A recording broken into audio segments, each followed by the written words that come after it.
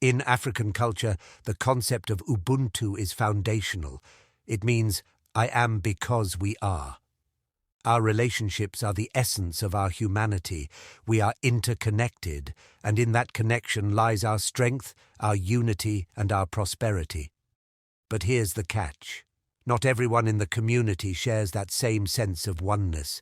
There are people who enter relationships for personal gain. They pose as friends, but their motives are far from friendly. Imagine someone coming to you, sharing in your joys, your struggles, your daily life, and yet in the background they are gathering information to use against you. That betrayal cuts deeper because of the closeness they've cultivated. In African wisdom, we're taught to observe people's actions more than their words. Trust is earned through actions, not appearances. People may smile with you, but their hearts may hold daggers. And as elders say, beware of the hand that pats your back while reaching for a knife. Now, African elders also remind us, the tree that bears fruit must be protected. There's great wisdom in this. It teaches us that not all of our knowledge, dreams, and intentions should be shared openly, even with those who seem close to us. Why? Because not everyone who stands beside you is with you. You must be discerning. Silence can sometimes be your greatest shield. You don't need to reveal every detail of your life, every move you plan to make to everyone. This isn't about being secretive. It's about knowing the difference between genuine friendships and those who have come to observe and exploit. In a community, the more you share, the more vulnerable you become.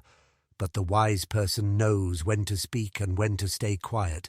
It's the balance between openness and protection that preserves your peace. There's an African proverb that says, "Time is the best judge." Over time, people's true intentions reveal themselves. Even those who pose as friends can't maintain the act forever. Time has a way of showing who's there for the long haul and who's only interested in what they can take from you. Our ancestors understood this deeply. They would allow time to pass before fully trusting someone. They would observe not just what a person said, but how they acted in times of hardship and in times of success. Here's the truth. A spy, someone who works against you while pretending to be a friend, can't sustain that falsehood over a long period. Eventually, they will slip. They will expose themselves, and when they do, you must be ready to act wisely. Be patient, be observant. Time reveals all.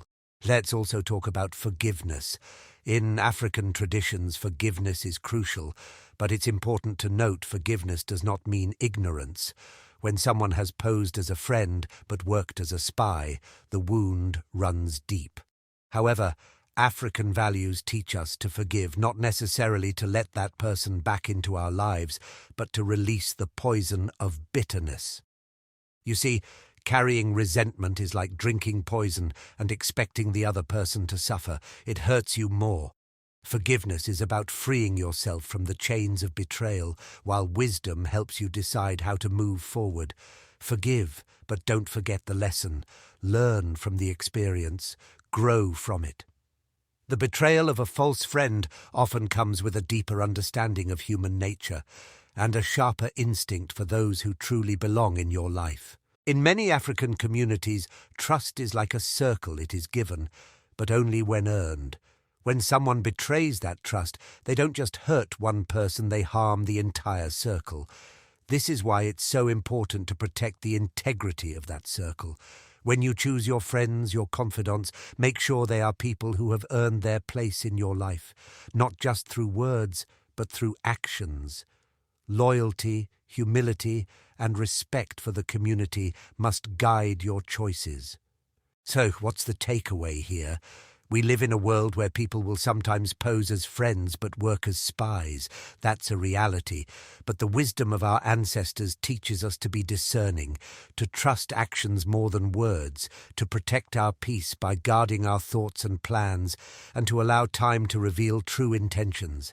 And when betrayal happens, we forgive, not because we are weak, but because we are strong enough to let go of bitterness and move forward with wisdom. Be wise in your friendships, be discerning in your trust, and always remember, Ubuntu, I am because we are. True friendship is a gift, but false friendship is a lesson.